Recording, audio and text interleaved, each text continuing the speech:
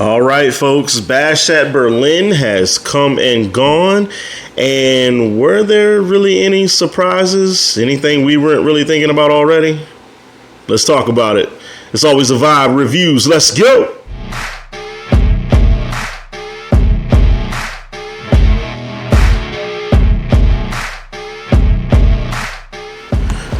What's going on, everybody? Welcome to Always a Vibe Reviews. We're talking WWE today, and Bash at Berlin has come and gone. And like I said, were we really surprised by anything?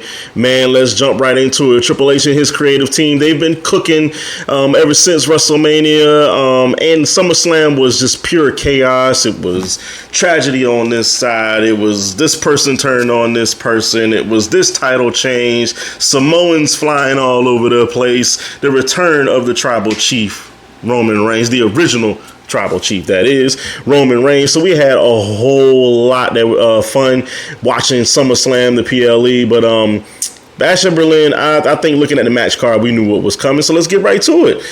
Cody Rhodes versus Kevin Owens started off the show. Now, when's the last time you seen the Undisputed Universal title start off the show? Not since Brock Lesnar. Not sure why that was the case even back then.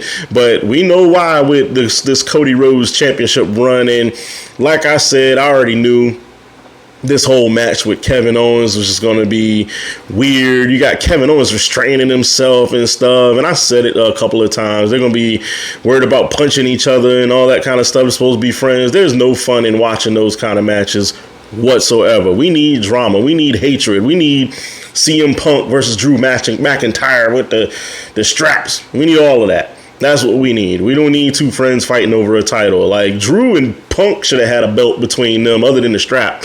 They should have had a title between them. You know, they should have been fighting for something other than a stupid bracelet.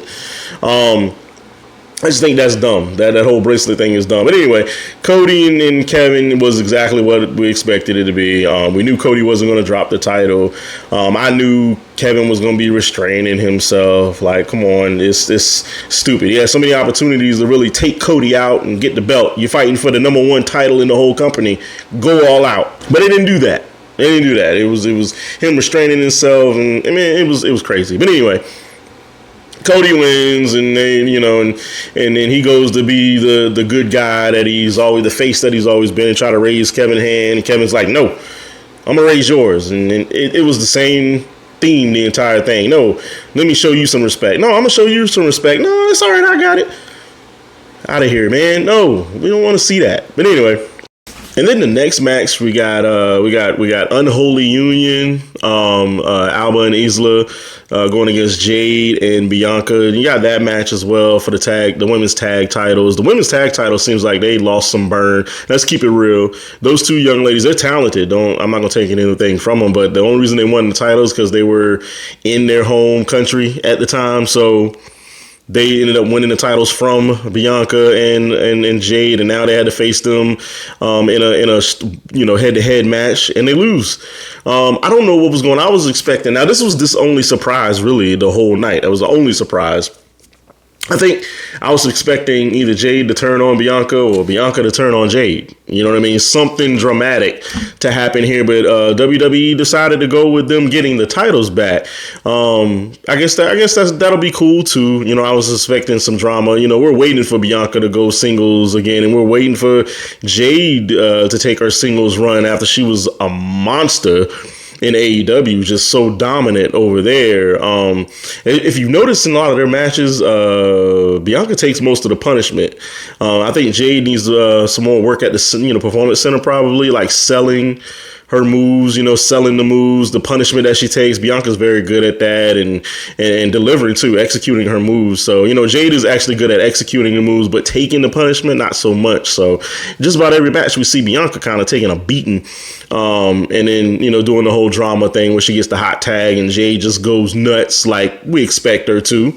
You know what I mean? That was a savage finishing move that they put on those girls too, that DDT and the push kick into a German suplex. That was kind of nasty, but Congratulations to those ladies, man. They're actually becoming like role models for the young girls out there. You know what I mean? So it's actually cool to see them paired up, though. You know, I was expecting a turn, but pleasant surprise them getting the titles back. And after that, they really hit the button on this one. They finally put the most anticipated match of the night. Really, in my opinion, they put them out there really to bring the crowd back, because the Berlin crowd wasn't really for the women's tag match. It was CM Punk and Drew McIntyre next. We knew what they expected. This one, it was going to be violent. It was going to be dramatic with having to touch all four corners. I think these two gentlemen do a wonderful job. They're two masters on the mic. Drew has gotten so good on the mic since his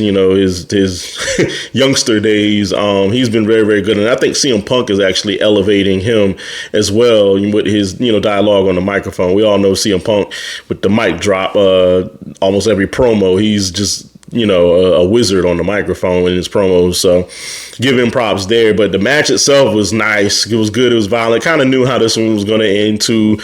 Drew got the best of Punk in the last match thanks to Seth Rollins. I hope he's healing after getting squished by Bronson Reed. We can talk about Bronson Reed in another review and what they're doing with him, which is amazing. But anyway, we knew the whole bracelet thing and all of that kind of stuff was going to come into play. I'm glad he got his bracelet back. Now they can leave the whole bracelet thing alone. I feel like these two right here need a belt to fight over. You know what I mean? Not the strap, but I'm talking a title. It would have done them wonders, like just added value to their feud and everything. The fact that they're able to put on a performance like that with no title between them is awesome. That's good storytelling right there. Their match, I give their match, I would actually give their match an A. They did a good job with the strap match. That's the old school right there. And then we get to the soap opera match. This is what I call it. The soap opera match of the night, which is the Terror Twins, Damian Priest and Rhea Ripley against Dom and Liv Morgan. Soap opera is just goofiness all across the board.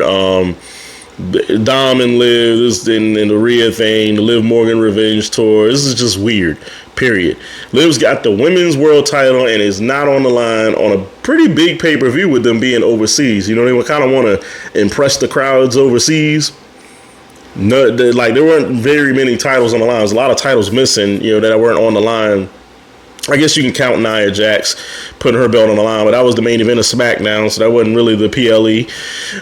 But yeah, this match was everything I expected it to be. Rhea and Damian got their revenge. I think the spot with Rhea pulverizing Dominic was hilarious. She was clotheslining him like he was a little cruiserweight. That was just hilarious to me, her ragdolling him like that. But we knew they would get their revenge. We knew the other new Judgment Day members would come running out there. Priest got his revenge on them, but I don't think that should be over. I think him and Finn Balor have to have a match. I think that'd be a nice match. I'm not a big fan of Damian Priest's performance in the ring just yet. I think he has a lot of work to do, but Finn has always been incredible in the ring. So I think it'd be a good match. The hatred between them, they got a nice story going between him and the new Judgment Day.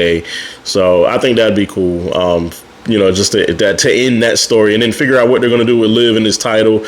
Clearly, they're not going to put it back on Rhea, but we've been wrong before, with Bianca and Jade getting the title back. So it wouldn't be surprised if Rhea got it back from Liv. We'll see. Or will somebody pop out and disrupt the whole thing because they want a title shot? Charlotte has been known to do that. She's due back soon. And I've seen a video of Alexa Bliss. She's been in training, so will she come back? Will she have a story with the Wyatt Six, or will she be going after Liv Morgan and the title? I think that'd be kind of an interesting battle. I wasn't a big fan of Alexa Bliss in the ring as a performer. Liv has actually come a long way with her performance, so that'd be an interesting match. We'll see.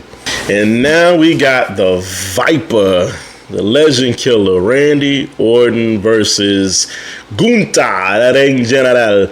I know I ain't say that right. You ain't got a copy on that. But anyway, we knew this was going to be a good match. Two incredible performers in the ring. I think a lot of people caught off guard by how good Gunther is in the ring. I'm not. Been seeing it since NXT. He handles his business in the ring, and I love what they did at the end of this match. Kind of knew Gunther wasn't going to lose. I like how they did the ending where Randy didn't get pinned straight up this time. You had the controversy, with the King of the Ring ending with Randy's shoulder being up but getting counted 3 anyway, but him not getting pinned by Gunther.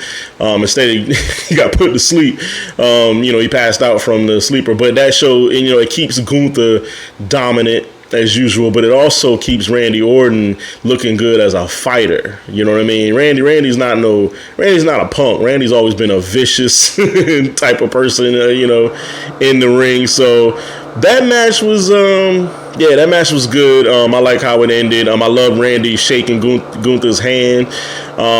It was fitting. I have respect. A lot of people don't like heels, but I have respect for Gunther as a heel because he doesn't really cheat to win his matches. Like, all his matches are straight up, if you notice. The antics and stuff like that, the running, getting out of the ring, instead of fighting. And a couple times he has fought, in a little brawl after a promo or something, but he handles his business in the ring. He's brutal. He's creative. He's just a good performer, man. So I like Gunther. Gunther's I think he's going to have the title for a while. They're big on him. They love him, and with reason. Where they go next with this, your guess is as good as mine. What's going to happen with Randy? What does he do next? It almost felt like it was Randy's final match type of deal. You know what I mean? It was very strange the way, he was behaving in this spot. I don't know if it's because he hasn't had a world title shot in a long time. He does have 14 reigns, so him getting 15 would be crazy. So it was just interesting how, his behavior during that match. Maybe he is on his final run right now. He just hasn't said so. Who knows? He's missed a lot due to injuries, and clearly they don't have any interest in putting the strap back on him again for a world title run. I don't know why they wouldn't. He's still a really, really good performer in the ring. So I would give Randy another shot, give him another run with the title. It'd be interesting to see him coming close to tying Cena. But then he would be tying Flair at the same time and them having a tiebreaker match. But we'll see. Shout out to Gunther, man. It was pretty cool. The crowd loved him. Of course, he was home. So another reason was like, he's not dropping the title at home. Nah, they're not going to do Gunther like that. But anyway, that's my thoughts on the main event. It was pretty good. Again, overall, the pay-per-view was like mid. The PLE wasn't all that. It wasn't a big card. You had no appearances by the Bloodline, which is their hottest story going right now. Braun Breaker wasn't on the card with the Intercontinental title. LA Knight defended his. He didn't defend it. He had a promo that he fought the night before. Like I said, it was mid. There was some big titles missing. I guess they put a lot of it on SmackDown so they can really, really cater to the crowd for 2 straight nights. Looking forward to Bad Blood, though. I think Bad Blood is going to be incredible in Atlanta. Oh, my goodness. They've got to boost that card. Punk and McIntyre are 1-1 now. I expect like a Hell in a Cell match between those two. I think that'd be a fitting ending to whatever they have going on. Punk thinks that it's over between him and McIntyre. Judging by his post-conference interview, I don't think it is, or it should be. Solo says he has the winner, so now it's Solo and Cody again. If he gets another rematch, that'd be kind of crazy, but and you already know Roman and probably Jimmy, because he name dropped Jimmy and what he did to Jimmy, so that's kind of a signal Jimmy's coming back, and Paul Heyman.